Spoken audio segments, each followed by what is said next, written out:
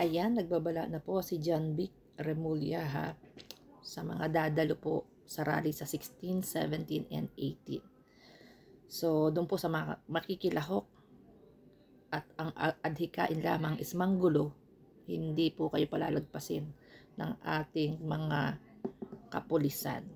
And ayan po, naglabas na rin po ng statement ang Catholic Church at ang Caritas na hindi po sila makikipag-participate dito sa rally ng INC, JILD, DS, KOJC. So, nililinis na po nila ang kanilang bakuran na wala po silang kinalaman dyan at hindi po sila makikilahok. Ito po ang paalala natin sa ating mga kababaihan at magulang. Gaya po nung mga nakaraang videos ko, nung mga nakaraang rally,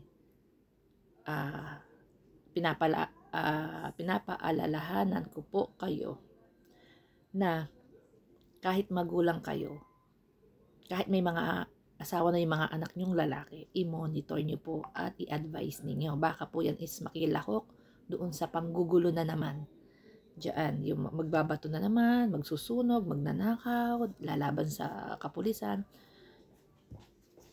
Para po hindi sa huli ang pagsisisi, i-advise nyo na po at i-monitor nyo na dapat nasa loob sila ng bahay. Kung ikaw naman ay asawa at ikaw ay babae, may asawa ka, i-monitor mo yung asawa mong lalaki. Baka makihalubilo po yan sa gulo. Kung ikaw naman ay kapatid, ikaw ay babae, may kapatid kang lalaki, i-monitor nyo po.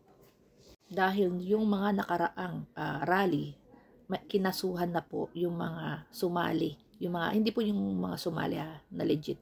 Yung mga nanggulo ng bato, nagsunog, lumaban sa kapulisan. 'Di ba? Ang dami pong nakulong. And yung kikitain nila, let's say, 5,000, 10,000, 20,000, kulang pa po yan na pang piyansa. Kulang pa po yan na pang piyansa, tapos may stop ka pa sa trabaho, ano kakainin ng pamilya mo, di ba?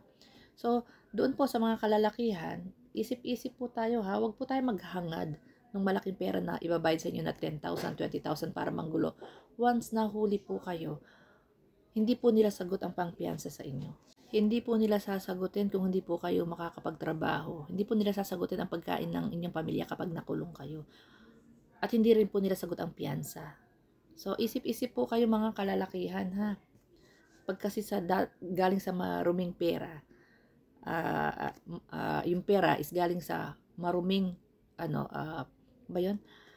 Nakuha sa maruming paraan, wala po talagang pupuntahan. So, sa ating pong mga magulang, asawa, kapatid, o ikaw man ay anak, yung magulang mo, yung baka makihalubilo, no? Tatay mo, i-monitor nyo po, dapat nasa loob ng bahay, ha? 16, 17, 18, i-advise nyo, lagi nyong i-remind na huwag makihalubilo po dito sa mga balak manggulo, gaya po na sinasabi natin. Hindi po ito anti-corruption. Ito po ay anti-government. Itong rally na ito. Yan po ay aking opinion. So, yun lamang po. God bless.